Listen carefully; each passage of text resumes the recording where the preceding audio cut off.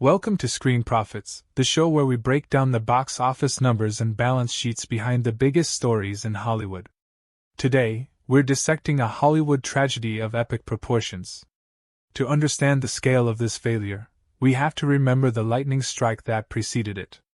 In 2019, director Todd Phillips and Warner Bros. Pictures delivered the original Joker, a gritty, standalone masterpiece that defied all expectations. It earned Joaquin Phoenix a Best Actor Oscar and, on a lean budget, stunned the world by grossing over $1 billion. So when the sequel, Joker, Folie, Deux, was announced with the addition of superstar Lady Gaga as Harley Quinn, expectations were astronomical. The stage was set for another cultural and financial phenomenon.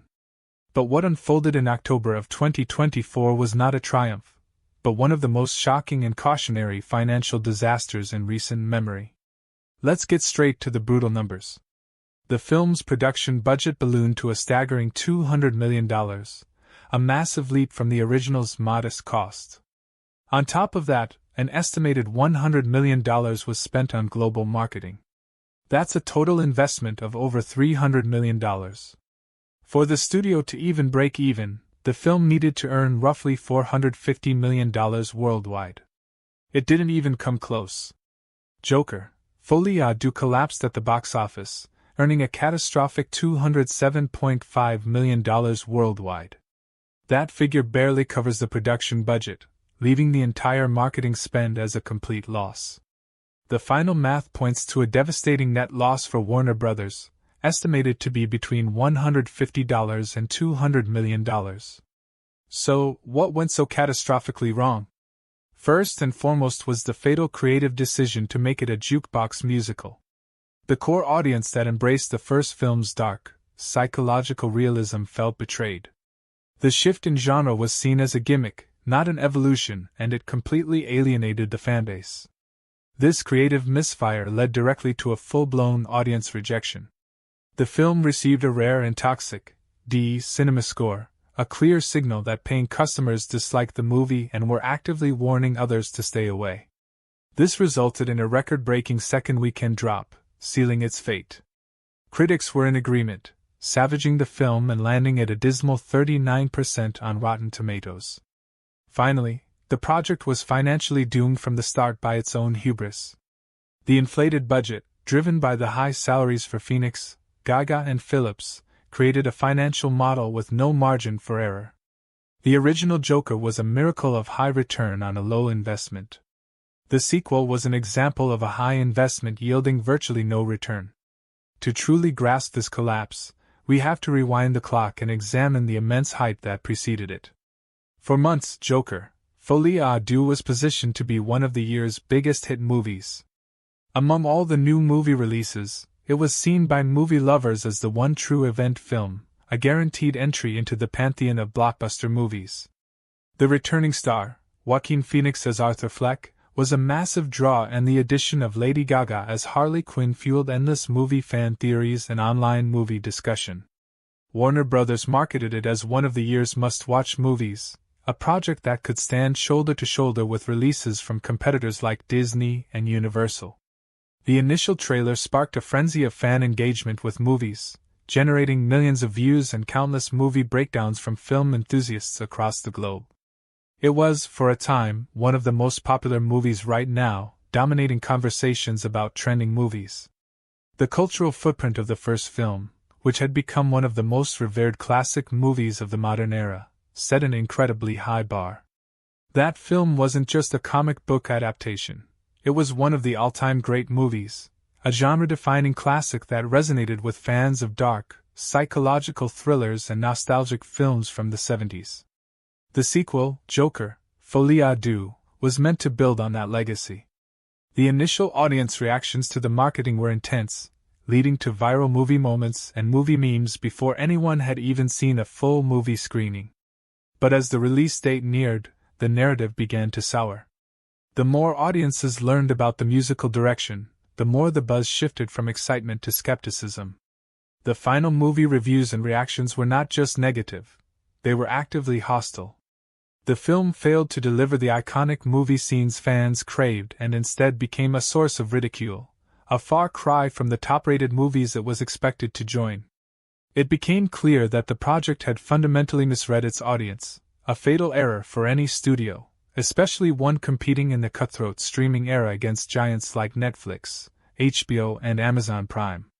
The very things that made it a hot topic for movie spoilers discussion, its musical numbers and bleak tone, were the very things that ultimately sank it, turning a potential fan-favorite movie into a cinematic pariah.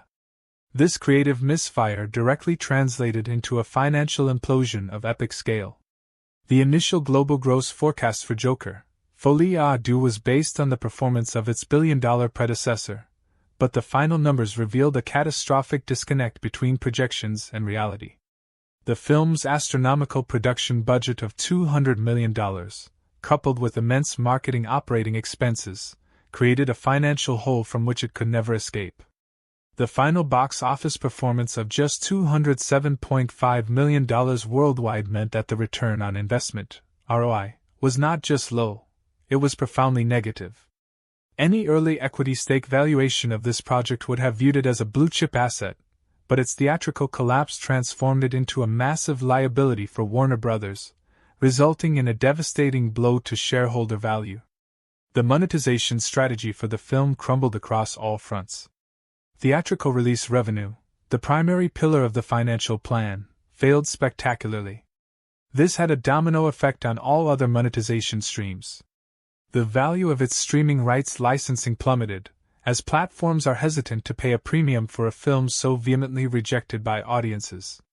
Projected royalty income from merchandising sales evaporated, as there was no consumer demand for products tied to a critical and commercial bomb. The entire franchise valuation of this, Elseworlds, concept has been severely damaged. While a successful sequel would have solidified a profitable new IP, this failure makes any future installments a significant financial risk. A post-mortem equity stake valuation of the franchise would show a steep decline, a direct result of this film's inability to achieve its ambitious global gross forecast. In terms of profitability metrics, Joker, Folie à Deux is a case study in failure. The film's profit margins are non-existent, replaced by a 9-figure loss. The high salaries of actors contributed to a cost structure that demanded blockbuster performance, but the product itself was a niche art film. This mismatch ensured that the cumulative income would never come close to covering the massive studio investment. For investors, the return on equity was a disaster, and the film's performance demonstrates the danger of ignoring market feedback in favor of a creative vision that is disconnected from its audience. Any optimistic global gross forecast made before the release now looks painfully naive, and the final equity stake valuation serves as a permanent scar on the studio's financial record for 2024. Now we dig deeper into the wreckage of Joker, Folie à Deux, and we arrive at the cast. A lineup that, on paper, should have been an unstoppable force. The failure of this film is particularly fascinating because it wasn't due to a lack of star power. It was a catastrophic failure to leverage that power effectively. For movie lovers and cinema fans, the names involved were a dream come true, but the final product became a nightmare for the studio's accountants. The casting news for Joker, Folie à Deux, initially sent a jolt of excitement through the entertainment world. At the center of it all was, of course, Joaquin Phoenix returning as the deeply conflicted villain, Arthur Fleck. His performance in the first film wasn't just a role. It was a cultural phenomenon, earning him an Oscar and cementing that version of the Joker as one of the great cinematic portrayals, ranking alongside the most iconic movie scenes in film history. For film enthusiasts, his return alone made this one of the most anticipated of all new movie releases. The studio, Warner Bros., then made a blockbuster move by casting a global icon, Lady Gaga, as Dr. Harleen Quinzel, the character who becomes the equally infamous Harley Quinn. This announcement ignited a firestorm of movie fan theories and movie discussion online, as fans speculated on the on-screen chemistry between these two powerhouse performers. Her previous success in A Star is Born, a streaming sensation on platforms like HBO Max, proved she had the dramatic chops to stand alongside Phoenix, making Joker, Folie à Deux feel like one of those rare, must-watch movies. The supporting cast also featured the return of Zazie Beetz as Sophie Dumond, providing a crucial narrative link to the first film, which many consider one of the best movies of cast members involved. Looking at the actor filmography of the leads, you see a history of critically acclaimed, top-rated movies. Joaquin Phoenix's career is filled with roles in timeless movies and genre-defining classics like Gladiator and Her, many of which are now considered nostalgic films for a generation of moviegoers. Similarly, Lady Gaga's transition from music to acting had been a massive success. The anticipation was that her performance in Joker, Folie could rival her Oscar-nominated role and deliver another one of those fan-favorite movies. The initial audience reactions to the casting were overwhelmingly positive. However, as more details emerged about the film's musical direction, the narrative began to shift. The question was no longer about talent, but about execution. Fans who loved the gritty realism of the first film, which has since become one of the most rewatchable movies in recent years, were skeptical. The project began to feel less like a guaranteed box office hit, and more like a risky experiment.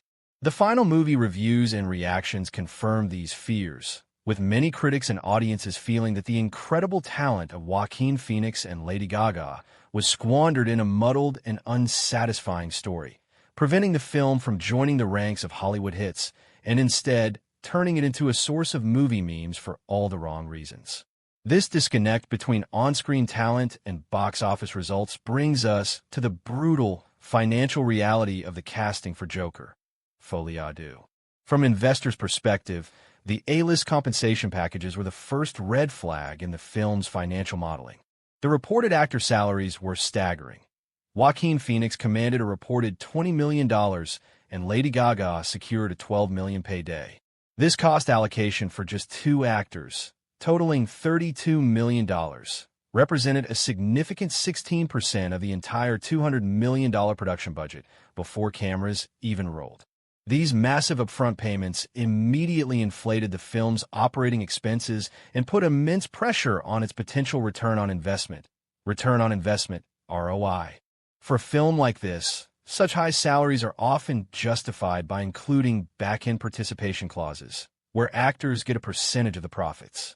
However, with the film losing over $150 million, any discussion of back-end participation became purely academic. There were simply no profits to share. This financial structure created a situation with dangerously thin profit margins. For Warner Brothers, the investment in high-profile talent was a bet on guaranteed box office draw, but the final numbers show a catastrophic failure in marketing return on investment, ROI. The audience didn't show up, meaning the studio saw virtually no return on its $32 million-plus talent investment.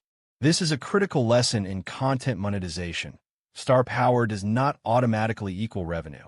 A comparative profitability analysis with other blockbusters from Disney or Universal shows that while top-tier actors are expensive, their films often hit crucial revenue benchmarks through massive global ticket sales and merchandising.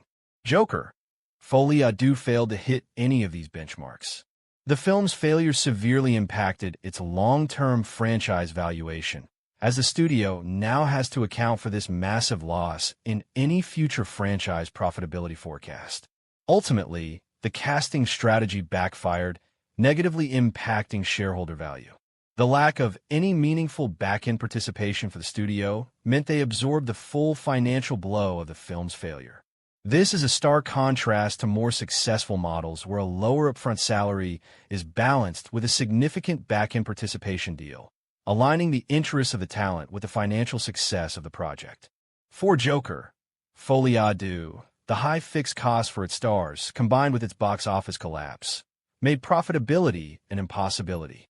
For investors, this serves as a powerful reminder that in the world of equity returns in media, a star-studded cast list is no substitute for a compelling story and a sound financial strategy.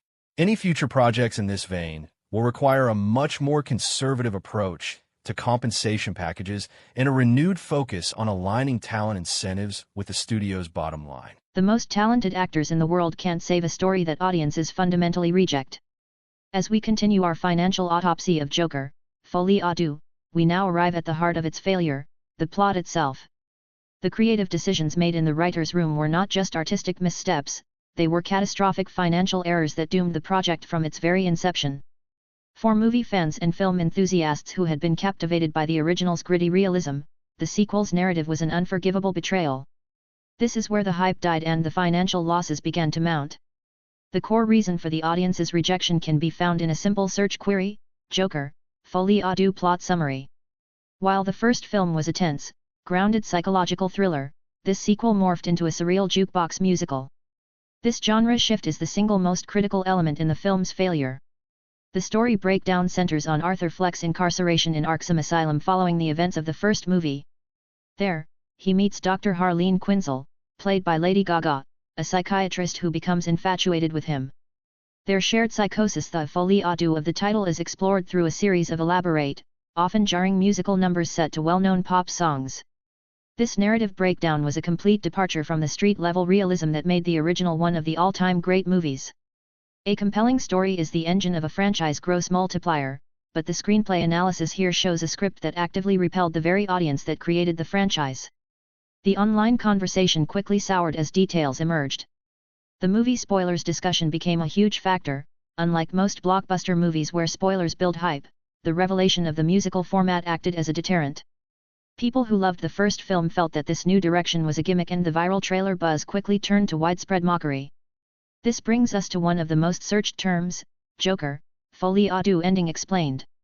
The film's conclusion was not a clever twist ending that sparked intelligent debate, but a muddled and ambiguous sequence that left audiences confused and unsatisfied.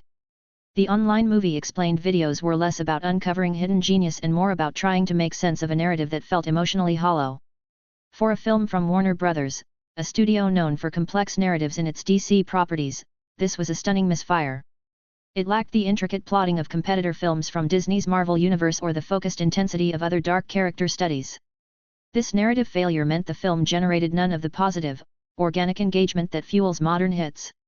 The Joker, Folie à Deux fan theories that dominated forums after the first film simply never materialized for the sequel. There was no deep world building or clever Easter eggs to dissect. The story was so self-contained and bizarre that it gave movie lovers nothing to latch onto. There was no discussion of a Joker, Folie à Deux post-credit scene because the film offered no compelling future. It was a narrative dead end. It failed to deliver the unforgettable scenes or gripping narrative required of top-rated movies, instead becoming a source of movie memes for all the wrong reasons. A comparison to similar movies is difficult because it failed to commit to any single genre. It wasn't a satisfying musical. Nor was it a compelling thriller. Ultimately, the story structure was its undoing, turning what should have been a must-watch movie into one of the most skippable new movie releases of the year. This catastrophic failure in storytelling was the first and most critical domino in the film's financial collapse. The decision to pursue this specific plot had immediate and devastating consequences for the project's bottom line, starting with the immense damage to the franchise IP worth.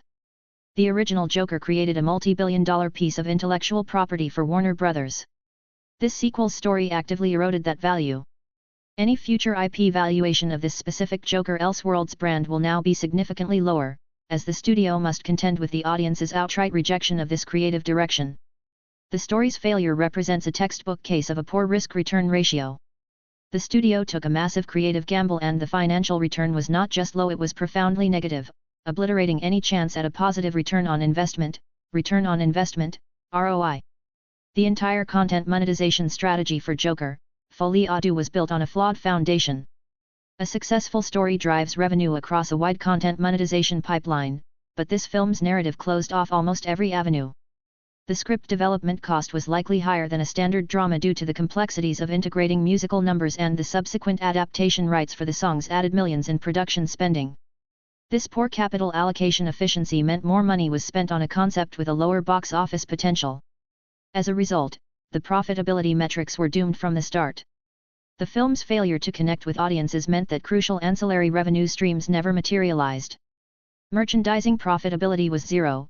There was no demand for products from a movie people disliked. The post-theatrical monetization strategy was also crippled. The content licensing valuation for streaming rights plummeted, as platforms like Netflix or HBO Max would not pay a premium for a high-profile bomb. This narrative failure completely destroyed the franchise gross multiplier. A successful sequel should amplify the value of the franchise, this one diminished it. The sequel potential score is now non-existent and the long-tail revenue prospects are grim. For investors, this is a nightmare scenario that decimated shareholder value. The final franchise equity valuation for this iteration of Joker is a fraction of what it was before this film's release. The synergy between marketing and profitability was completely broken. The studio's programmatic ad spend was essentially wasted trying to sell a story that was fundamentally unappealing to its target demographic. This project will be studied for years as an example of how a single, flawed story decision can lead to a catastrophic financial loss, proving that no amount of star power can fix a narrative that is fundamentally disconnected from its audience. The lifetime value, LTV, of this once promising IP is now in serious jeopardy. When a film's story and characters fail to connect, sometimes sheer visual spectacle can be enough to draw in an audience. For a project with a $200 million budget, one would expect groundbreaking visuals and stunning cinematography. But as we continue our investigation into the failure of Joker, Folie à Deux, we find that even in this area, the film's execution was as muddled and unsatisfying as its plot, leading to a poor return on a massive visual investment. From a purely technical standpoint, the cinematography of Joker, Folie à Deux is one of its few commendable aspects. The director of photography, Lawrence Sher, who shot the original, returned to create a visual style that was both a continuation and an evolution of the first film's gritty aesthetic. The film aesthetics are impeccable, with a deliberate and often beautiful lighting design that paints Arkham Asylum as a gothic, almost theatrical space.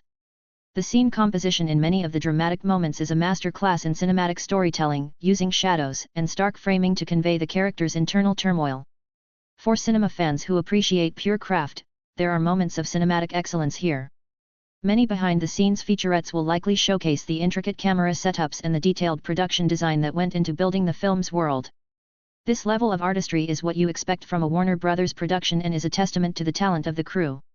However, where the visuals falter is in their service to the narrative. The film incorporates several large-scale musical numbers that rely heavily on visual effects and CGI. While technically competent, these VFX scenes often feel out of place.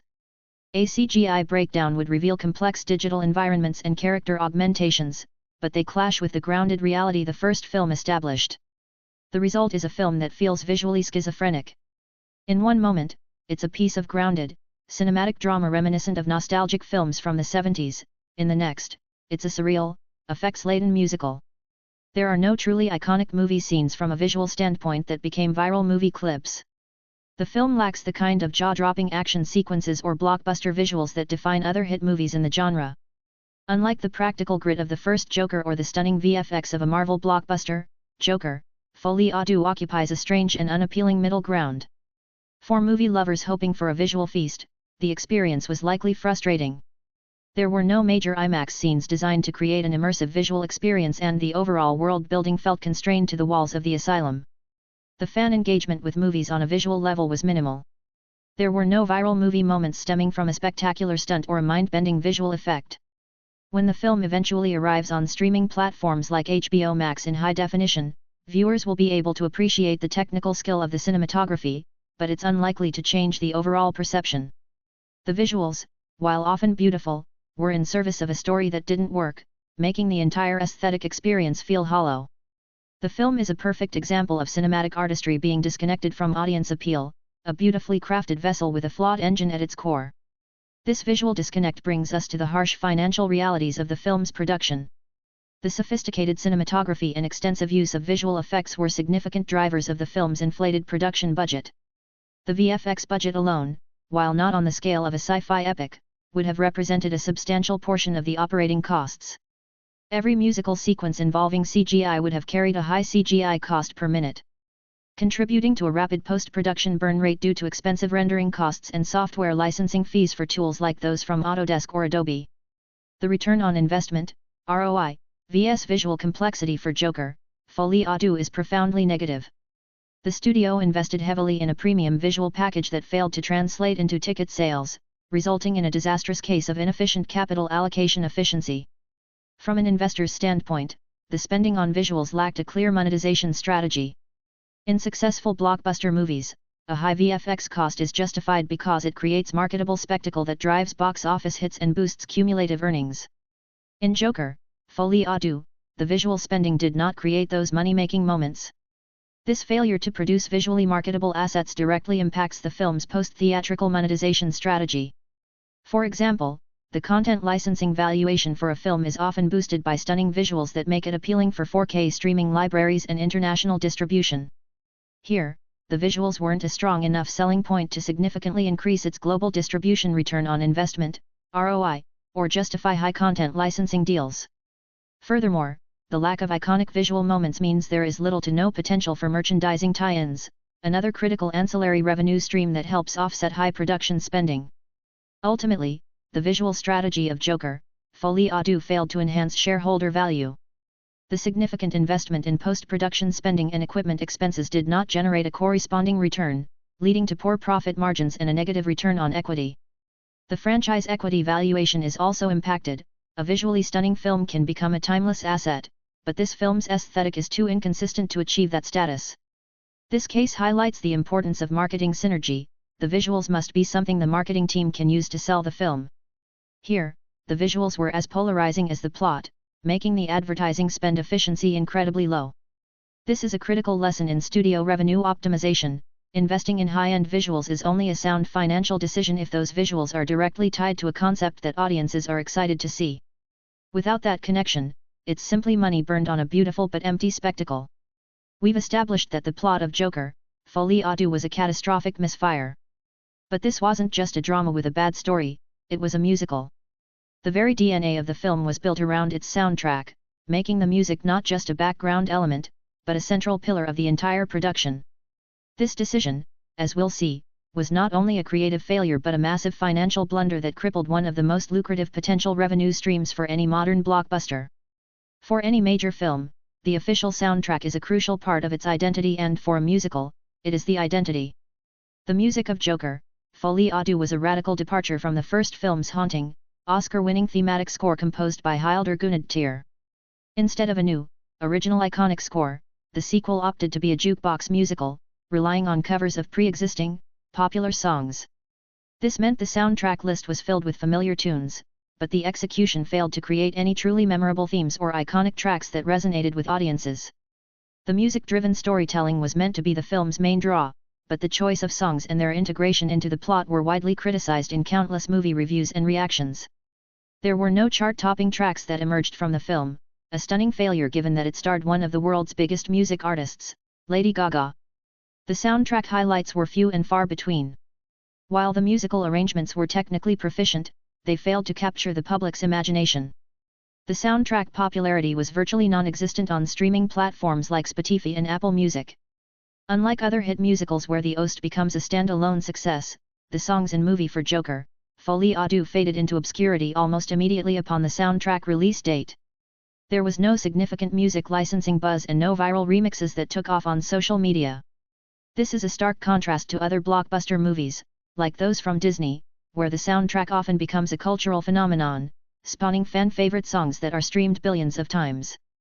The cinematic music of this film simply didn't connect, and as a result, there was no soundtrack acclaim or awards buzz, a major disappointment for a project with such a high musical pedigree. For movie lovers who appreciate a great score composer and their ability to elevate a film, this was a letdown. The film lacked the powerful orchestral sessions and unique musical motifs that make a score memorable. Even the trailer music, which is designed to build hype, felt generic and failed to create a strong musical identity for the film. The lack of a strong, original score diminished the franchise music potential, leaving no memorable theme for future installments to build upon. When viewers watch Joker, Folie à Deux on streaming services like HBO Max, they will hear a collection of competent cover songs, but they won't find the kind of powerful, original music that makes a film truly one of the all-time great movies. The soundtrack was, much like the film itself, a collection of expensive, borrowed parts that never came together to form a cohesive or compelling whole. The creative failure of the soundtrack directly translated into a massive financial failure, crippling what should have been one of the film's most profitable revenue streams. The decision to create a jukebox musical instead of commissioning an original score had profound and devastating financial consequences, starting with the exorbitant cost of music rights acquisition. The music supervisor budget for Joker, Folie à Deux would have been astronomical, as securing the sync licensing rights for a dozen or more world-famous songs is an incredibly expensive undertaking. These high upfront media rights acquisition costs immediately inflated the production budget, worsening the film's overall risk-return ratio and making a positive return on investment, ROI, far more difficult to achieve. This was a classic case of inefficient capital allocation efficiency, spending millions on licensing fees that could have been used more effectively elsewhere. This high initial investment was not offset by any significant revenue, leading to a complete collapse of the music-related content monetization strategy. A successful soundtrack can be a financial juggernaut, generating millions in royalty income from streaming royalties and soundtrack sales. However, the album sales return on investment, ROI, for Joker, Folie à Deux was abysmal. With no popular tracks, the digital soundtrack monetization on platforms like Spotify and Apple Music was negligible. This failure to generate streaming revenue represents a massive missed opportunity. Furthermore, the lack of iconic music meant there was no potential for merchandising music tie-ins, such as vinyl releases or collector's editions, which are often high-margin products that boost cumulative earnings. The entire strategy for licensing profit optimization failed because the underlying product, the music itself, had no market appeal. From a long-term perspective, the damage to the franchise music value is significant. A strong, original score is a valuable piece of intellectual property valuation, a media asset valuation that can be licensed and reused for decades, generating long-tail revenue. By opting for licensed tracks, the studio built no lasting musical equity. This decision severely impacted the overall franchise equity valuation. For investors, this demonstrates the financial importance of creating, rather than renting, core creative assets. The high cost of content licensing revenue in this case, where the studio paid out massive fees but earned little back, is a stark lesson in media rights management.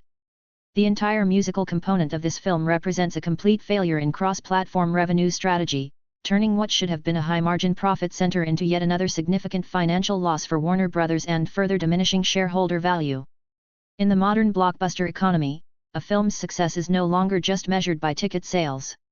A vibrant ecosystem of fan engagement and official merchandise can often generate revenue that rivals the box office itself. This is the lifeblood of any major franchise. But for Joker, Folie à Deux, the audience's outright rejection of the film created a toxic environment where this entire ecosystem collapsed before it could even begin, shutting down a critical pillar of its financial strategy and turning a potential goldmine into a barren wasteland. A successful film launch is always accompanied by a wave of vibrant fan engagement, and studios like Warner Bros. Are masters at stoking this fire. For a property as popular as Joker, the potential for merchandise hype was enormous. The plan was likely to include a wide range of franchise collectibles, from high-end action figures of Joaquin Phoenix's Joker and Lady Gaga's Harley Quinn to more accessible items like themed apparel and movie posters. The strategy often involves creating limited edition releases and exclusive drops to generate social media buzz and drive demand among collectors. Had the film been a hit, we would have seen a massive surge in fan art and cosplay, with fans sharing their creations across Instagram and TikTok. However, the film's negative reception completely extinguished this organic marketing engine. The planned social media campaigns for Joker, Folie à Deux, failed to gain any positive traction. There were no viral trends or popular TikTok challenges that emerged from the film's content. While other blockbuster movies from studios like Disney or Paramount often see their characters and scenes become a part of the pop culture impact, this film generated mostly negative viral content. The audience participation was not celebratory but critical. The fan campaigns that did emerge were not in support of the film but were often expressions of disappointment from fans of the original. This lack of positive community-driven campaigns meant there was no grassroots excitement to build upon. The fan theories that did exist were mostly centered around what went wrong with the production, rather than excitement about the story itself. Ultimately, the ecosystem of fan engagement that is so crucial for modern blockbusters never formed around Joker, Folie à Deux. There was no demand for movie collectibles because the film created no new iconic moments or beloved character interpretations. The action figures that were likely produced ended up as shelf warmers. The opportunity to engage fans at events like fan conventions was lost, as there was no positive buzz to capitalize on. This is a stark reminder that official merchandise and fan engagement are not just a marketing strategy, they are a direct reflection of an audience's emotional connection to a film. For Joker, Folie à Deux, that connection was severed and the entire merchandising and engagement apparatus collapsed along with it. When the film is analyzed on streaming platforms like HBO Max, it will be seen as a standalone failure, with no vibrant fan culture or desirable collectibles to mark its place in cinema history. The collapse of fan engagement directly translated into a catastrophic failure in one of the most lucrative areas of modern filmmaking, merchandising revenue. This isn't just a side hustle, it is a core component of a film's franchise monetization strategy and a critical driver of its overall profitability. The financial modeling for a film like Joker, Folie à Deux would have included significant projected income from licensing rights for toys, apparel and other collectibles. However, the merchandise return on investment, ROI, for this film was effectively zero. The negative audience reception meant there was no consumer demand and the projected sales figures were never met. This failure represents a massive loss of potential cumulative revenue and a severe blow to the film's already disastrous return on investment, ROI. From an investor's perspective, this failure highlights the critical importance of revenue diversification. A film cannot rely solely on ticket sales. Ancillary revenue streams, such as licensed product royalty and branded toy revenue, are essential for maximizing profit margins and ensuring long-term franchise profitability. For Joker, Folie à Deux, the inability to launch a successful merchandise line meant a complete failure in its cross-brand monetization strategy. There were no lucrative retail partnership revenue deals or exclusive merch deals to be made. This is a clear example of a poor fan-driven return on investment, ROI. The lack of fan support meant there was no market to sell to. This failure also impacts the franchise equity valuation. A successful merchandise program creates a long merchandising life cycle, generating licensing income for years and enhancing the overall IP valuation. This film's failure has actively devalued the brand in the consumer products space. Ultimately, the merchandising and engagement strategy for Joker, Folie à Deux was a case study in negative synergy. The poor quality of the film tanked its merchandising potential and the lack of exciting merchandise did nothing to promote the film. This resulted in a complete waste of any marketing return on investment, ROI, allocated to consumer products. For Warner Bros., this represents a significant hit to its operating profit and a stark reminder that content monetization is an ecosystem. When one part fails, it can cause a cascade of financial losses across the board. The lack of a successful merchandising program is not just a missed opportunity, it is a critical failure that deepened the film's nine-figure loss and further damaged shareholder value. This case underscores the immense financial risk of greenlighting a project that is fundamentally disconnected from the consumer base that is expected to support it. A great film can sometimes succeed with minimal marketing, but even the most brilliant marketing campaign in the world cannot save a bad film. The story of Joker, Folie à Deux's marketing is a tale of throwing hundreds of millions of dollars at a product audiences had already decided they didn't want. It was a masterclass in advertising execution with a fatal flaw at its core, a complete disconnect with the consumer. The official trailer for Joker, Folie à Deux dropping teaser release moments that sparked immense initial fan buzz set the stage for a premiere event rivaling the excitement of a major blockbuster like Dune, Part 2's star-studded press tour, while the social media campaign was designed to build theatrical release hype across potential streaming debut platforms. In the beginning, this strategy seemed to be working. The first movie trailer was a viral sensation, racking up over 100 million views in its first 24 hours. The initial fan reactions were a mix of shock and intrigue. The glimpses of Joaquin Phoenix and Lady Gaga together, wrapped in the gorgeous cinematography, created a powerful, must-see aura. The social media campaign launched by Warner Bros. Was slick and pervasive, with carefully curated clips and high-quality images dominating platforms like Instagram and X, formerly Twitter. The initial wave of TV spots focused on the prestige and the Oscar-winning talent, trying to position the film as a serious awards contender. However, as more footage was released, the marketing message began to unravel. The more the trailers revealed the film's musical nature, the more the positive fan buzz turned to skepticism and outright ridicule. The social media campaign was quickly hijacked by negative comments and memes, with fans of the original gritty thriller expressing their disappointment. The carefully planned marketing beats, from the press tour to the lavish premiere event, became exercises in damage control, with the cast and director constantly having to defend their unconventional choices. By the time of the film's theatrical release, the initial hype had all but evaporated. The marketing failed to convince the core audience and it failed to attract a new one. The promise of a major worldwide release fizzled out, with many international markets reporting incredibly soft openings.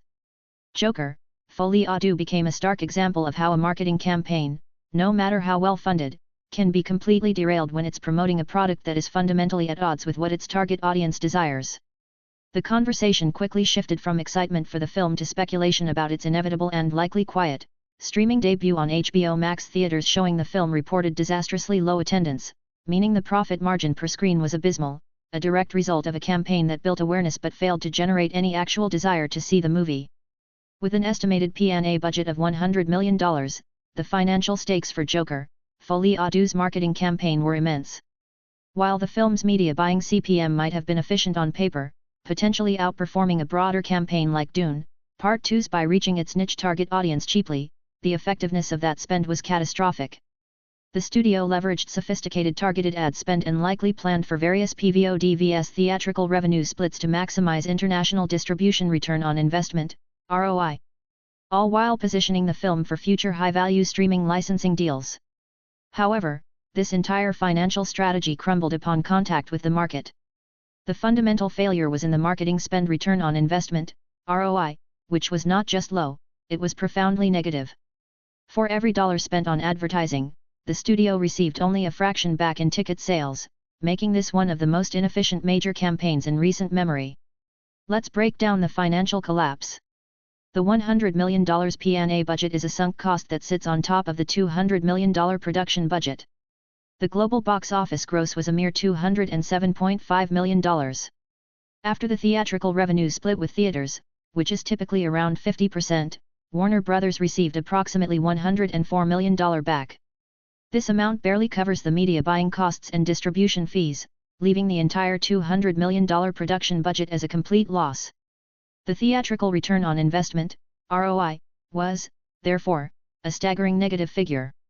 Key stat: industry analysis suggests that for every $1 million in targeted ad spend, the film generated less than $500,000 in box office revenue during its opening week, a catastrophic failure in conversion. This is a stark contrast to a historical success like 1977's Star Wars, where a roughly $11 million P&A budget helped generate hundreds of millions in initial revenue. The international sales for Joker, Folie à Deux were equally disastrous, meaning the international distribution return on investment, ROI, was also deep in the red. This failure has severe long-term financial consequences. The film's collapse in theaters destroyed its value in the ancillary markets. The discussion of PVOD/VS theatrical became moot, as there was no appetite for a premium home release. Furthermore, the value of its streaming licensing deals plummeted. While the film will land on HBO Max, its poor performance means its streaming licensing CPM on the open market would be a fraction of what a successful blockbuster would command. For theater owners, the film was a disaster, with a near-zero profit margin per screen, making them hesitant to book similar high-risk prestige films in the future. For Warner Bros., this campaign represents a massive write-down, a textbook example of how a massive P&A budget cannot fix a product problem. The final result is a devastating blow to shareholder value and a cautionary tale about the limits of marketing in the face of overwhelming audience rejection. The profit margin per screen became a symbol of the film's financial toxicity. No film exists in a vacuum. Every movie is judged against its peers, its predecessors and the giants of its genre. For Joker, Folie à Deux, this comparison is not just unfavorable, it's a brutal indictment of its creative and financial strategy. The film didn't just fail to live up to its own legacy, it failed to learn any of the lessons offered by other successful films, leading to its complete and utter rejection by audiences. Fans of the Dark Knight's genre-defining twists and La La Land's heart-pounding musical storytelling might have thought Joker, Folie à Deux could bridge both worlds, delivering blockbuster storytelling moments that rival franchise-level hits now streaming on HBO Max. This was the promise, a film with the psychological depth of the best comic book dramas and the artistic flair of a modern movie musical. The reality, however, was a film that mastered neither. Failing spectacularly in its attempt to merge two disparate genres. The most crucial of all franchise comparisons is, of course, with the original Joker. That film was a fan favorite precisely because it was a grounded, Scorsese-inspired character study. The sequel abandoned that identity and in doing so, alienated its entire core audience. When you compare with other films, Joker, Folie à Deux feels like a bizarre outlier, a creative experiment that should have never escaped the lab.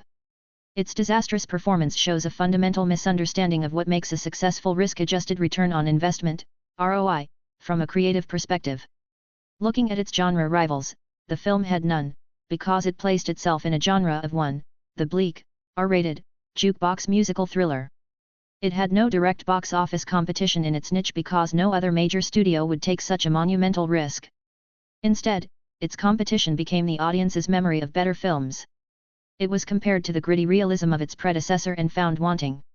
It was compared to the emotional sincerity of similar movie musicals like A Star Is Born, another Warner Brothers hit starring Lady Gaga, and was found to be emotionally hollow. Among the top films in genre for both thrillers and musicals, Joker, Folie à Deux will never rank.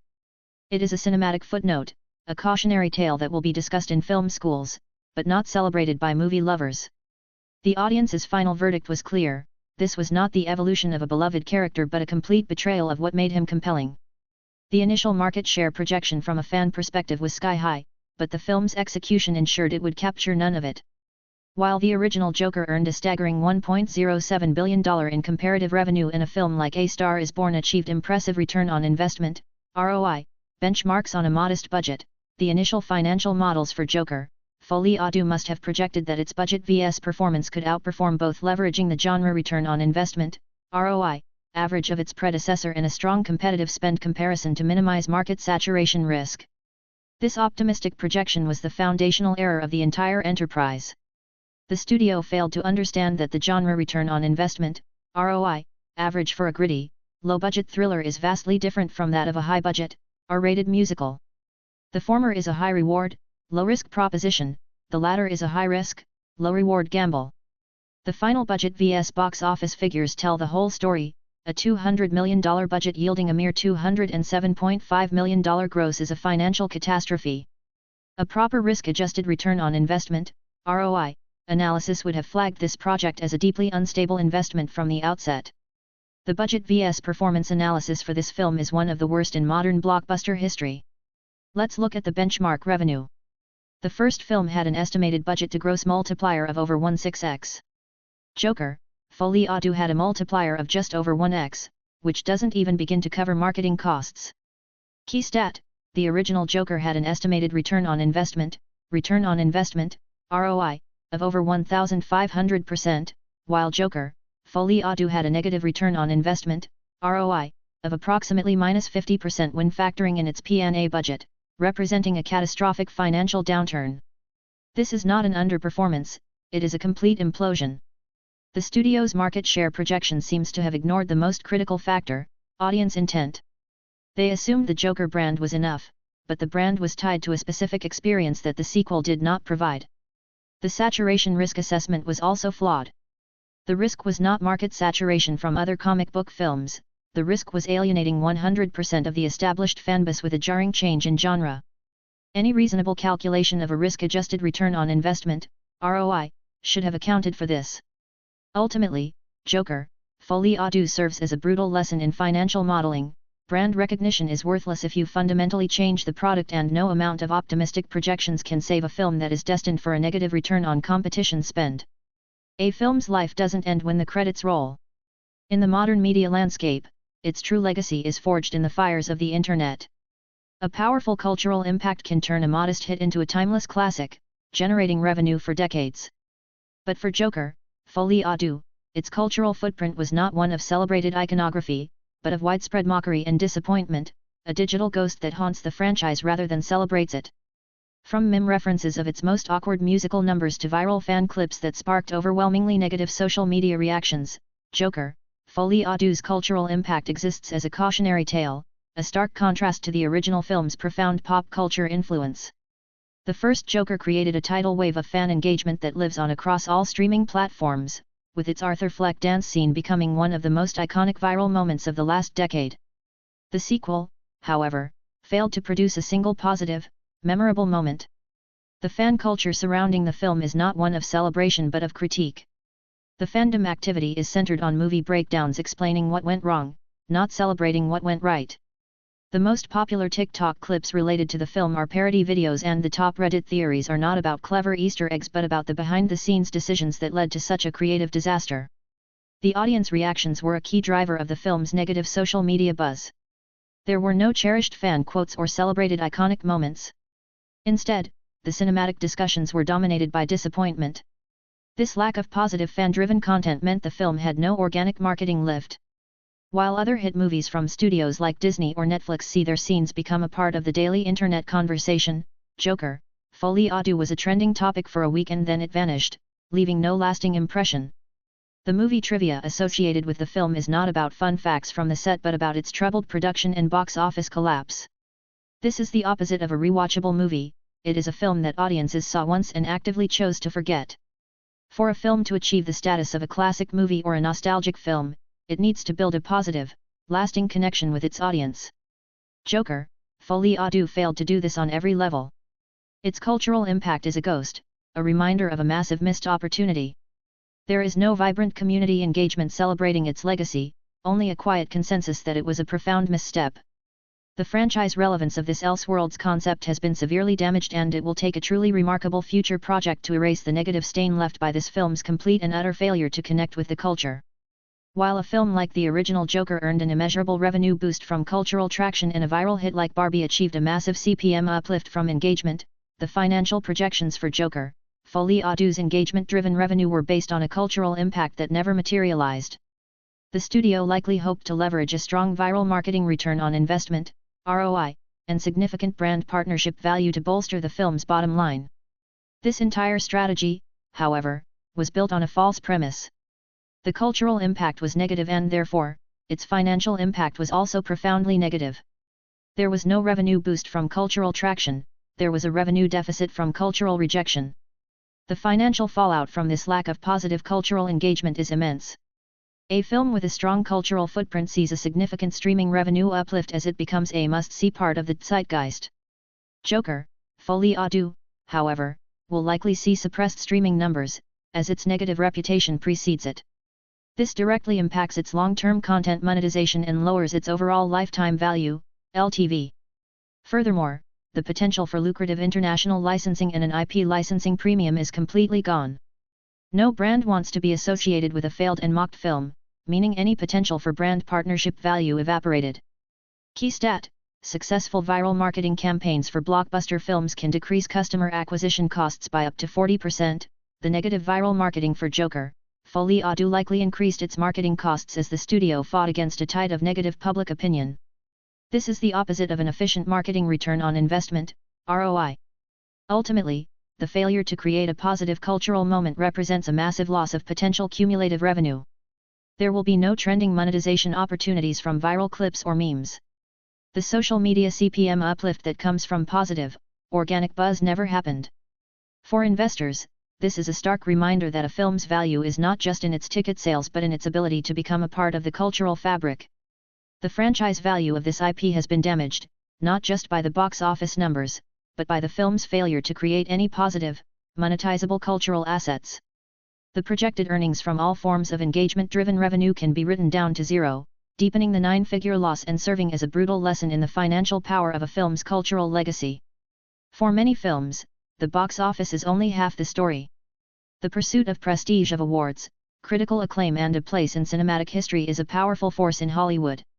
A wave of positive reviews and prestigious nominations can turn a small film into a global phenomenon and cement a blockbuster's legacy. For Joker, Folie à Deux, the conversation around its release was supposed to be about its journey through awards season. Instead, it was a funeral procession, led by a chorus of universally negative reviews. The initial industry buzz suggested a campaign of Oscars nominations for its outstanding performances and potential Golden Globe wins that would spark massive awards buzz. The expectation was that Joker, Folie à Deux's critical acclaim would rival a competitor film's celebrated journey through film festival highlights, earning a stellar Rotten Tomatoes score and glowing audience ratings across all streaming platforms. But that is not what happened. The reality was a critical savaging of historic proportions. The film was completely shut out of all major awards conversations, with no significant nominations from any major industry body. There was no glamorous debut at prestigious festivals like Cannes or Venice. The studio likely knew the critic reviews would be toxic and chose to bypass the film festival buzz entirely. The film's failure is immortalized on review aggregation sites.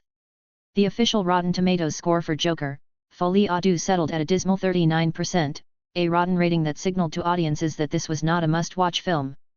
The Metacritic rating was equally poor, reflecting a consensus of widespread critical disapproval. Perhaps even more damning were the audience scores. The film received a catastrophic D Cinema score, a rare and brutal verdict from paying customers. The IMDb rating plummeted after its opening weekend, driven by negative audience reactions from fans who felt betrayed by the film's musical direction. There were no award-winning performances to celebrate, only a sense of squandered potential from its talented cast. Joker, Folie à Deux became a prime example of a film that was neither a critical darling nor a fan favorite. The online trending reviews were overwhelmingly negative, with influencers and critics alike panning the film for its convoluted plot and jarring tone. The lack of any critic acclaim or cinematic accolades means the film has no prestigious legacy to fall back on. When Joker, Folie à Deux eventually finds its home on streaming platforms like HBO Max, it will do so without the marketing advantage of being an award-winning or critically acclaimed feature. It will not be found on any Best of the Year lists or celebrated as one of the top-rated movies of 2024. Its recognition comes not from industry honors, but from its infamous failure, a case study in how to completely miss the mark with critics and audiences alike. While a critically acclaimed film like Parasite saw massive post-award revenue multipliers and a surprise hit like Everything Everywhere All at Once achieved a significant return on investment, ROI, uplift from critical acclaim, the financial story for Joker, Folie à Deux is about the immense cost of negative reviews. There was no award-driven revenue to be found, instead, the studio faced a revenue deficit driven by critical rejection. The first and most direct financial loss comes from the award campaign cost. Studios often spend tens of millions on for your consideration campaigns. For this film, any money allocated to such a campaign was a complete write-off, as the terrible reviews made any chance of nominations impossible. This represents a significant loss in the film's marketing return on investment, ROI. The lack of critical acclaim has a devastating domino effect on a film's content monetization strategy. A key financial benefit of awards is the post-award revenue boost, where a film sees a significant increase in ticket sales and VOD rentals after receiving major nominations or wins. Key stat: on average, a Best Picture Oscar nomination can boost a film's box office gross by an estimated 15 to 20%. Joker, Folie à Deux had no access to this crucial revenue stream. This means there were no post-award revenue multipliers to bolster its disastrous box office. Furthermore, the film's value in the streaming monetization market is severely diminished.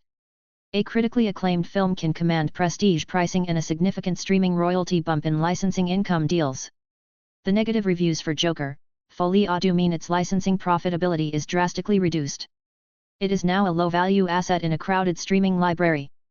Ultimately, the critical failure of Joker, Folie à Deux represents a massive blow to its franchise valuation and shareholder value. A critical acclaim multiplier is a real financial metric. Positive reviews make every marketing dollar more effective. Negative reviews create the opposite effect, forcing the studio to spend more to fight bad word of mouth. The lack of any prestigious festival screenings meant there was no opportunity for a positive festival acquisition return on investment, ROI, narrative to form. The projected earnings for this film must now be revised downward across all future windows, from streaming to television rights. For investors, this is a clear illustration of how critical reception is not just a matter of pride, it is a fundamental pillar of a film's long-term financial success. The complete absence of awards and accolades for Joker, Folie à Deux has sealed its fate as a financial pariah. And so, we arrive at the end of our financial autopsy. We've dissected the cast, the plot, the marketing and the reviews. Now, we must ask the final, crucial question: what is the legacy of Joker, Folie à Deux? Is there any path forward for this franchise, or has this single, catastrophic failure poisoned the well for good? The answer is a complex mix of cinematic history and cold, hard financial reality.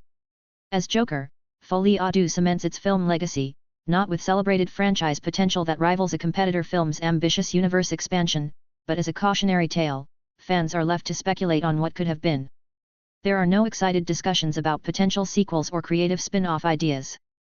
Instead, the conversation is about damage control. The director's next projects, whatever they may be, will be scrutinized under the shadow of this failure, and any upcoming movies from Warner Bros. In a similar vein will face intense skepticism. The once sky-high sequel potential for this Elseworlds Joker has been all but extinguished. The franchise roadmap that was likely being drafted after the first film's success has been torn up and thrown away. The film legacy of Joker, Folie à Deux is one of a profound creative miscalculation. It will not be remembered for its cinematic impact or its cultural relevance, but as a case study in how to alienate a passionate fanbase. The audience engagement with its future is non-existent. There are no viral fan theories about a third installment or rumored plot lines being debated on Reddit. The blockbuster continuity that the first film hinted at has been broken. When fans look for top-rated releases or top thrillers on streaming platforms like HBO Max, they will scroll past this film. Its pop culture footprint is a crater, a negative space where a vibrant franchise should be. The conversation now turns to the future of the talent involved. Fans are more interested in the upcoming cast roles for Joaquin Phoenix and Lady Gaga in other projects than they are in seeing them return to these characters. Todd Phillips' future projects will be watched closely, with many wondering if he can recapture the magic of the first Joker or if this sequel represents a permanent creative detour. The only sequel potential that Joker, Folie has created is a desire from fans to see a sequel that ignores this film entirely. Its legacy is not one of a cinematic milestone, but of a cinematic dead end, a costly and high-profile wrong turn in what could have been one of Hollywood's most exciting and unconventional franchises. While a franchise like The Dark Knight earned billions in long-term return on investment, ROI, and a series like the John Wick films achieved remarkable cumulative revenue projections on modest budgets, the financial legacy of Joker, Folie is one of massive value destruction. Its franchise life cycle profitability is now deeply negative and any future investment carries an enormous sequel investment risk. From a financial standpoint, the IP life cycle value of this specific Elseworlds Joker has been decimated. The studio cannot realistically greenlight a direct sequel, making any potential for a lucrative multi-picture deal return on investment, ROI, with the cast and director essentially zero. A thorough cumulative yield analysis of this project shows a catastrophic loss, with no clear path to future profitability. The core problem is the complete absence of any positive return on investment, ROI, multiplier. A successful film acts as a multiplier, boosting the value of all associated assets. Joker, Folie acted as a divider, diminishing the value of the IP. The long-term franchise return on investment, ROI, is now in jeopardy. Key stat: a successful franchise sequel can have a 2x to 3x return on investment, ROI, multiplier on the original's marketing value. This film had a negative return on investment, ROI, multiplier, actively costing the studio more to market than it could ever hope to recoup. A new cumulative yield analysis would be necessary for any future project and it would start from a deep financial hole. The once promising legacy revenue streams, from merchandise to licensing, have been shut down. A detailed cumulative yield analysis must account for these lost opportunities. For investors, the path forward is treacherous. Any new project set in this world would require a complete creative reboot and a much leaner budget to even begin to make sense as an investment. The sequel investment risk is so high that it would be almost impossible to justify. The cumulative revenue forecast for the franchise is now a fraction of what it was before this film's release. The only way to salvage the franchise valuation is to treat Joker, Folie as a non-canon anomaly, a move that would be an admission of a 9-figure mistake. A positive return on investment, ROI, multiplier is out of the question for the foreseeable future. The final cumulative yield analysis shows a brand in distress. Without a positive return on investment, ROI, multiplier, the franchise is financially dead in the water. This is a stark reminder that a single bad investment can not only lose money in the short term but can also destroy the potential for long-term, high-margin revenue for years to come. A successful return on investment, ROI, multiplier is the goal of any franchise and here, the goal was missed by an astronomical margin. Any final cumulative yield analysis confirms this brutal reality. This video is based on assumptions, publicly available figures, historical data and estimates. All financial and performance projections are hypothetical and for educational or analytical purposes only. We have meticulously examined the film itself, the failed plot, the squandered talent, the disastrous marketing. But a film is not an independent entity, it is the product of a massive corporation. To truly understand the full scope of the Joker, Folie catastrophe, we must now turn our analytical lens away from the set and toward the boardroom. We need to dissect the strategy, the hubris and the immense financial fallout from the perspective of the studio that made it all happen, Warner Bros. Discovery. For a studio like Warner Bros. Discovery, home to some of the most iconic cinematic universes and franchise-level hits in history, from Harry Potter to the DC Universe, the strategy for Joker, Folie was supposed to be a masterstroke of franchise management.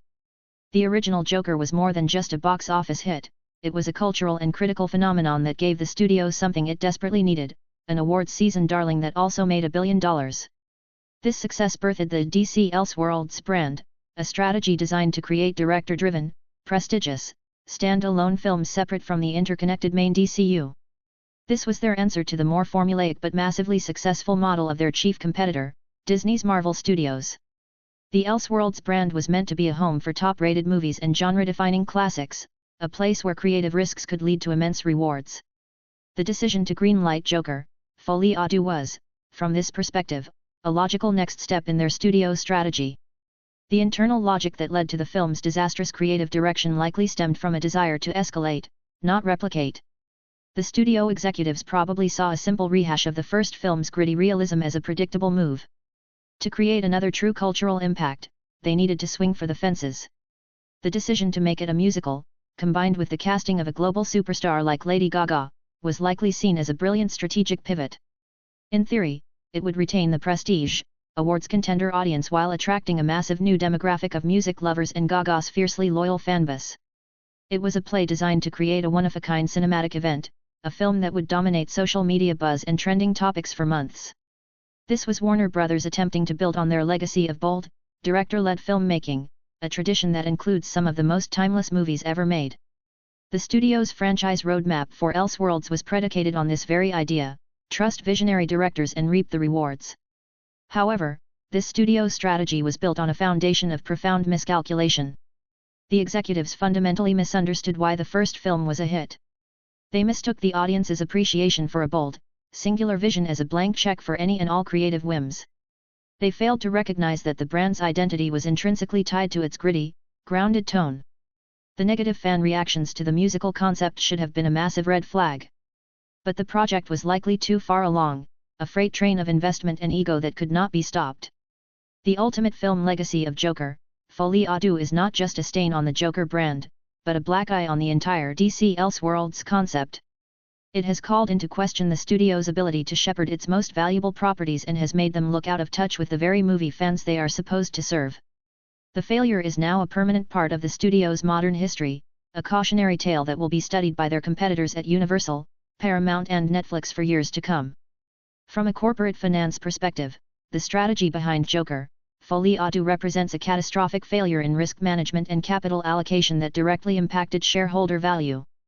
For a publicly traded company like Warner Bros. Discovery, WBD, a 9-figure loss on a single project is more than just a creative embarrassment, it is a significant financial event that must be accounted for on their quarterly earnings report.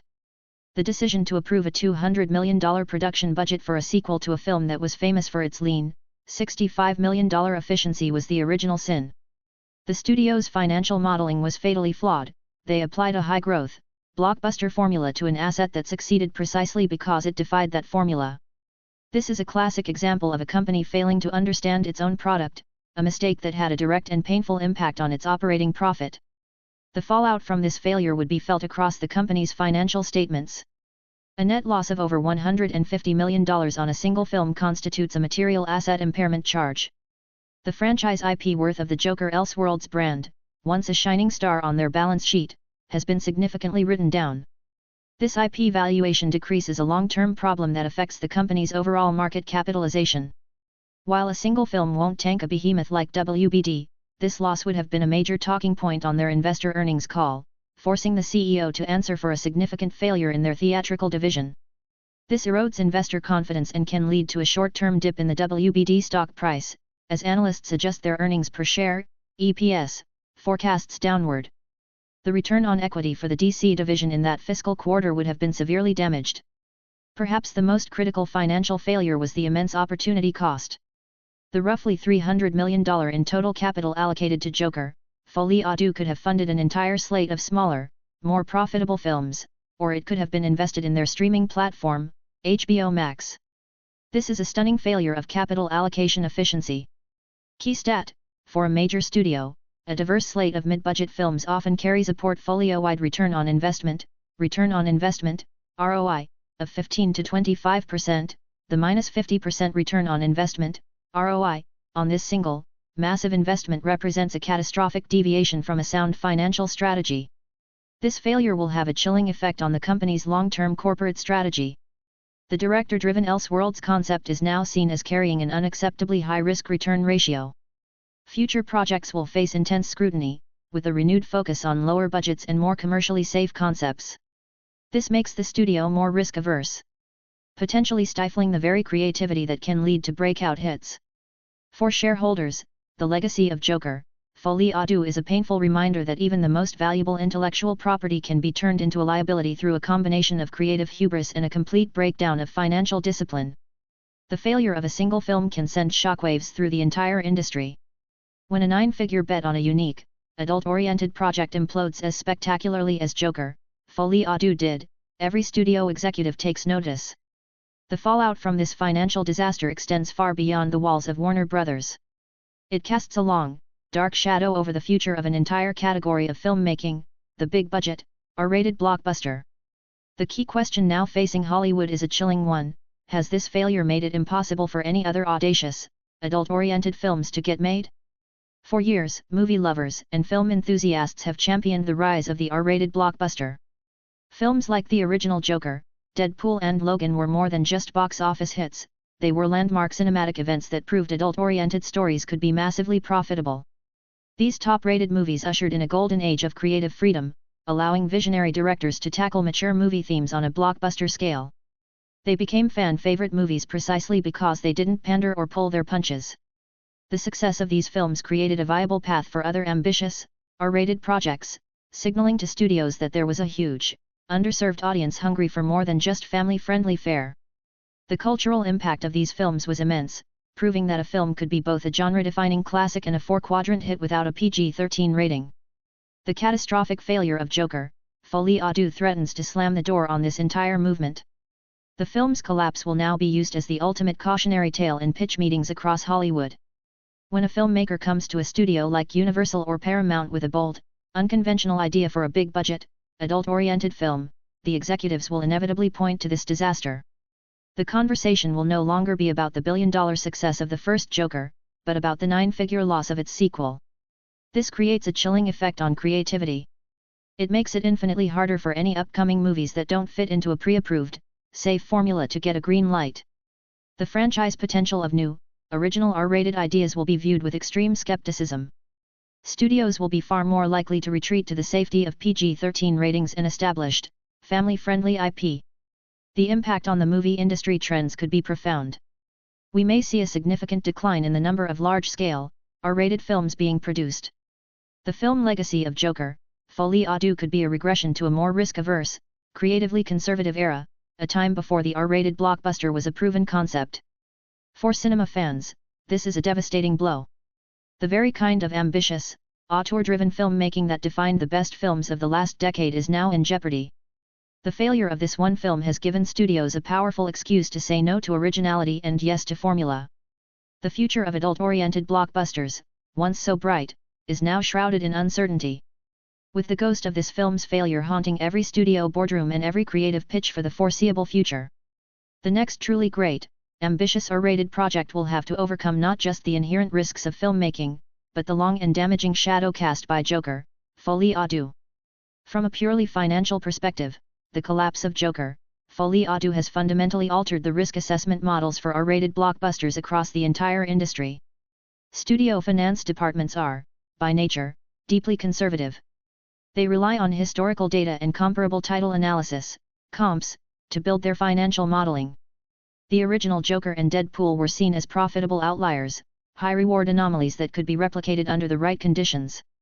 Joker, Folie à Deux has now provided the perfect counter-argument, a catastrophic, nine-figure loss that confirms the inherent danger of investing heavily in adult-oriented content. This single data point will now be factored into every future project finance deal for an R-rated film, dramatically increasing the perceived investment risk. The immediate impact will be on project greenlighting and budget allocation. The capital allocation for any R-rated project with a budget over $100 million will now face an unprecedented level of scrutiny. Studio executives will be far more likely to demand budget cuts, script changes to secure a PG-13 rating, or the inclusion of more commercially safe elements. This makes it incredibly difficult for a director's original, unfiltered vision to survive the development process. The return on investment, ROI, projections for R-rated films will be revised downward across the board. The potential for a billion-dollar success will be weighed against the now very real possibility of a $200 million loss. This makes the risk-return ratio for such projects look far less appealing to investors and studio shareholders. The entire content acquisition strategy for major studios may shift away from high-budget R-rated films and toward a larger slate of lower-cost, high-margin horror films, which have a much more reliable track record of profitability. Furthermore, this failure will impact the financing and distribution of independent R-rated films.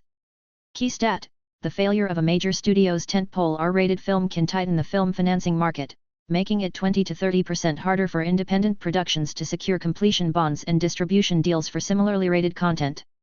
Lenders and distributors will become more cautious, demanding more stringent terms and larger pre-sale commitments.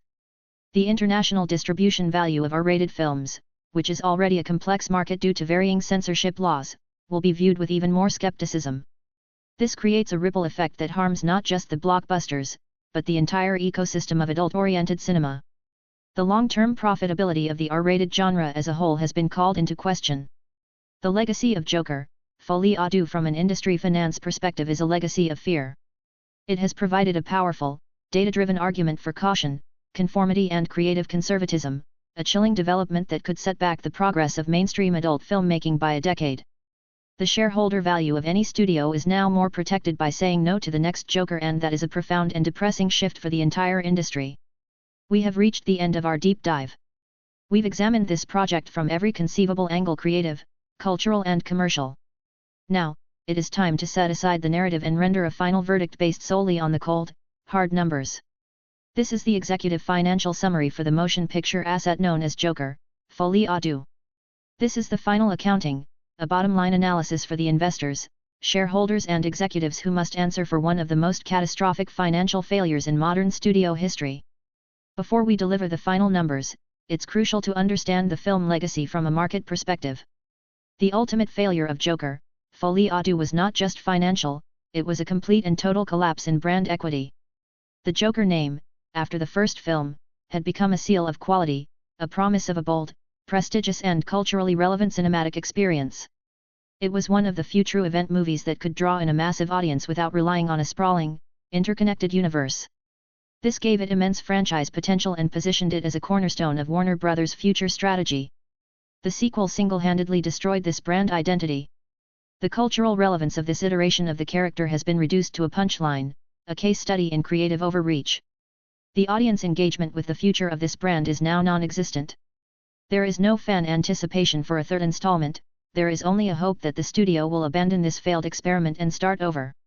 The cinematic impact of this failure is a chilling one.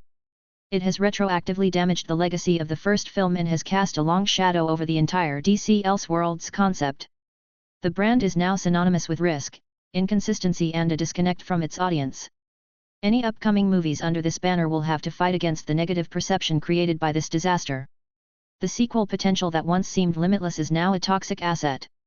There are no credible spin-off ideas being discussed, no exciting franchise roadmap for fans to look forward to. The conversation around Joker, Folie à Deux in the streaming popularity charts on HBO Max will be driven by morbid curiosity, not genuine fandom. It will be remembered not as one of the top-rated releases of its year, but as one of the most infamous bombs. The final verdict on the film's legacy is that it represents a complete and total destruction of brand value. It took $1 billion, Oscar-winning IP and turned it into a financial liability. The director's next projects and the upcoming cast roles for its stars will be carefully scrutinized, but the brand itself is now in a state of crisis. The pop culture footprint of Joker, Folie à Deux is a crater, a void where a thriving franchise should be. This is not just a failed movie, it is a failed asset, a case study in how to turn a golden goose into a dead duck. Let us now proceed to the final financial statement analysis and quantitative deep dive. The numbers presented here are based on industry-standard financial modeling, a forensic accounting of the project's journey from a high-potential asset to a catastrophic liability. This is the final balance sheet on the Joker, Folie à Deux project. The total capital expenditure represents the complete cash outlay by Warner Bros. Discovery, a figure that underscores the profound failure in corporate strategy and risk management. The initial line item is the production budget, a figure confirmed to be $200 million. This number alone signifies a critical failure in capital allocation efficiency, representing a 207% increase over the original film's lean budget. Compounding this initial outlay is the global prints and advertising, P&A, budget, estimated at $100 million, covering everything from high CPM programmatic ad spend to global distribution logistics. This brings the total initial outlay, the sunk cost before a single ticket was sold, to a staggering $300 million. Against this mountain of debt, we must measure the revenue. The worldwide theatrical box office gross was a disastrous $207,500,000. After applying the standard theatrical revenue split, which averages around 50% globally, the studio's actual net receipts from the box office are approximately $103,750,000. When this is measured against the $300 million total investment, the result is a theatrical window loss of nearly $200 million, a breathtaking failure in market penetration. The project's toxic reception immediately crippled its post-theatrical monetization strategy. The entire content monetization pipeline, from premium VOD to digital rights management, was fundamentally broken. The lifetime value, LTV, of this asset in the home entertainment market is severely diminished. We project a total global revenue of approximately $50 million from these streams, a figure that reflects the asset's damaged reputation. The content licensing valuation for television rights and international syndication deals is similarly low, estimated at a mere $20 million. The final revenue stream, merchandising and licensing, generated negligible income and can be rounded down to zero. Synthesizing all data, the total cumulative revenue generated by this asset across all platforms is approximately $174 million. Measured against the $300 million in total costs, the final estimated net loss for Warner Bros. Discovery stands at a catastrophic $126,250,000. This project's return on investment ROI, is approximately negative 42%. For every dollar of shareholder capital allocated to this venture, 42 cents were irrevocably destroyed. From a portfolio management perspective, this asset is a catastrophic failure. It did not just underperform. It actively damaged the company's financial health and its brand equity. The franchise IP worth has suffered a significant asset impairment charge, and the project's failure will negatively impact the company's earnings per share, EPS, for the quarter of its write-down. The final verdict is unequivocal. Joker, Folie Deux represents a profound and systemic breakdown of financial discipline, a case study in value destruction that will be analyzed in business schools and boardrooms for decades to come. It is a monument to how quickly a billion-dollar asset can be transformed into a $100 million liability through a fatal combination of creative hubris and a complete disregard for market realities. This video is based on assumptions, publicly available figures, historical data, and estimates. All financial and performance projections are hypothetical and for educational or analytical purposes only. We have completed the forensic accounting of a disaster, but a post-mortem is useless without learning from it. In our final analysis, we move from what happened to what happens next. For the fans and the creative community, it's about the potential for a brand's redemption. And for the investors and the C-suite, it is about the crucial strategic lessons learned from a 9-figure write-down and the necessary pivots to protect the company's future. This is the path forward from the wreckage of Joker. Folie Deux. The immediate challenge facing Warner Bros. Is a crisis of confidence in one of its most valuable IPs. The film legacy of Joker. Folie Deux has so severely damaged the brand that the very idea of a direct sequel is considered toxic among the core fanbase. The overwhelming sentiment in all fan discussions and across social media is a desire for a retcon, a strategic decision to treat the musical sequel as a non-canon fever dream. The most prevalent of all rumored plotlines for a potential third film is one that picks up directly after the events of the original 2019 Joker, completely ignoring the Arkham musical. This presents a unique challenge for the studio's franchise roadmap. How do you continue a story by erasing its most recent chapter? The creative direction for any future installment would need to be a radical course correction, a return to the gritty, psychological thriller roots that defined the original as a genre-defining classic.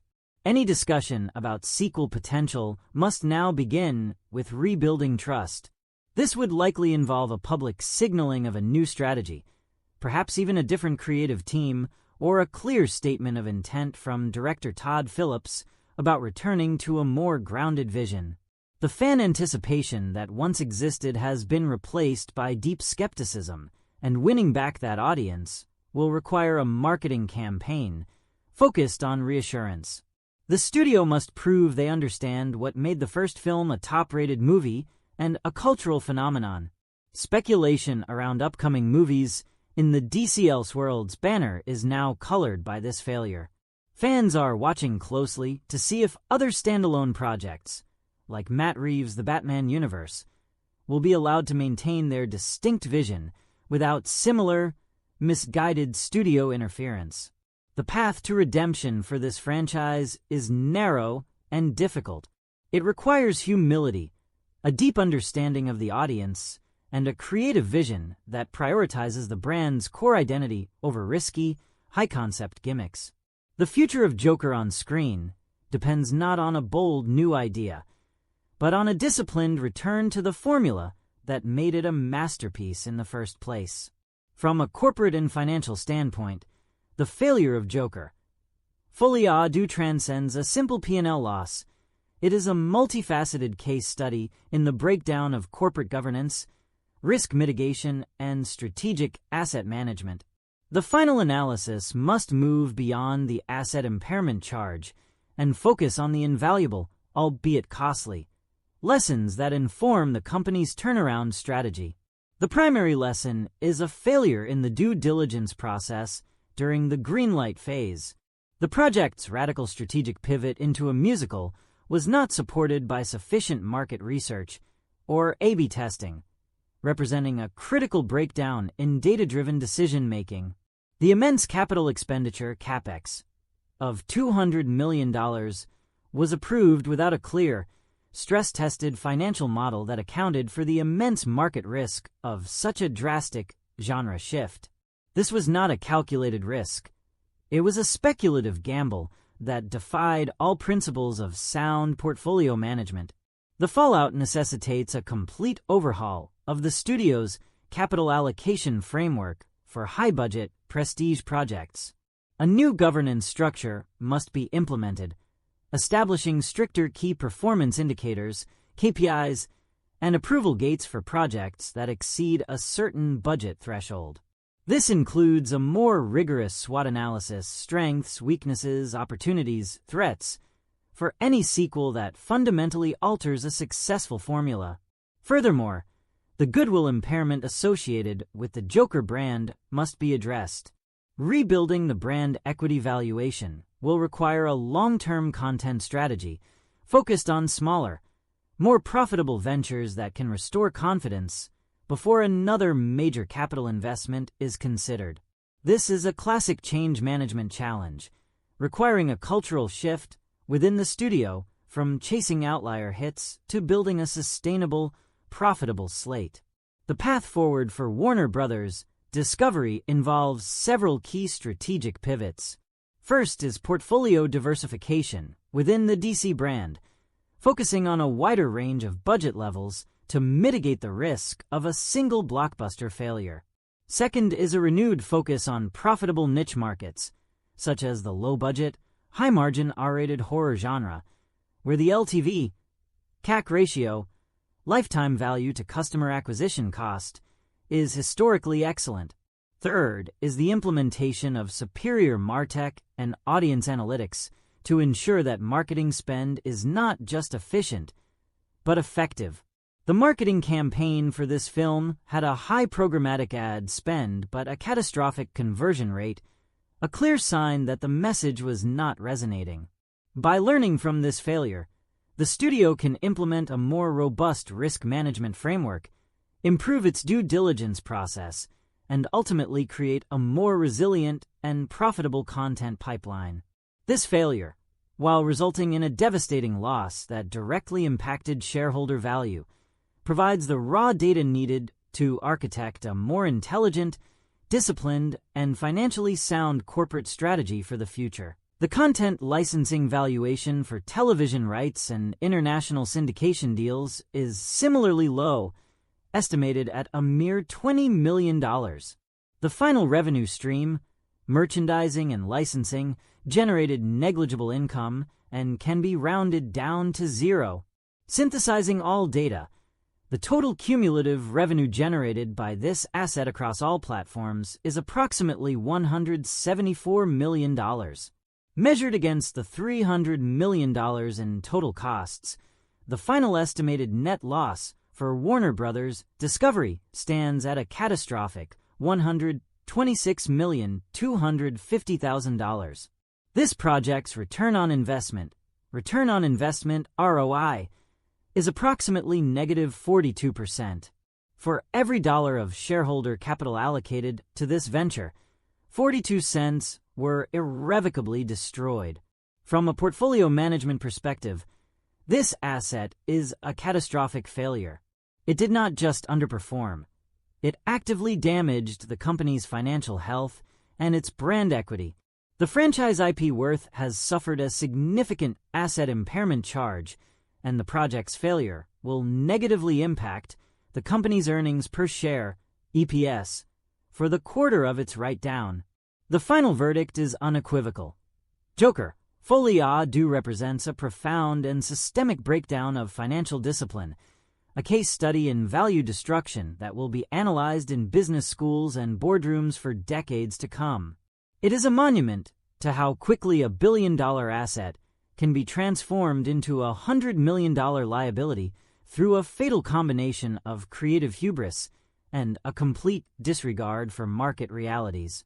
This video is based on assumptions, publicly available figures, historical data, and estimates. All financial and performance projections are hypothetical and for educational or analytical purposes only.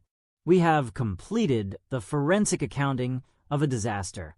But a post-mortem is useless without learning from it. In our final analysis, we move from what happened to what happens next. For the fans and the creative community, it's about the potential for a brand's redemption. And for the investors and the C-suite, it is about the crucial strategic lessons learned from a 9-figure write-down and the necessary pivots to protect the company's future. This is the path forward from the wreckage of Joker. Folie à Deux. The immediate challenge facing Warner Bros. Is a crisis of confidence in one of its most valuable IPs. The film legacy of Joker.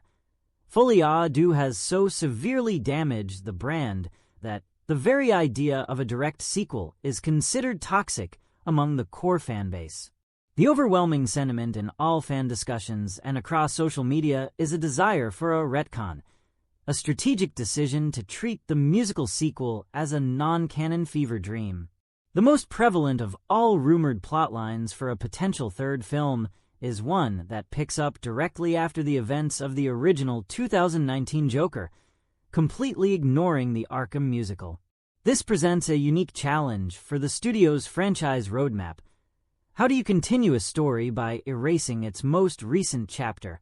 The creative direction for any future installment would need to be a radical course correction, a return to the gritty, psychological thriller roots that defined the original as a genre-defining classic. Any discussion about sequel potential must now begin with rebuilding trust. This would likely involve a public signaling of a new strategy, perhaps even a different creative team, or a clear statement of intent from director Todd Phillips about returning to a more grounded vision.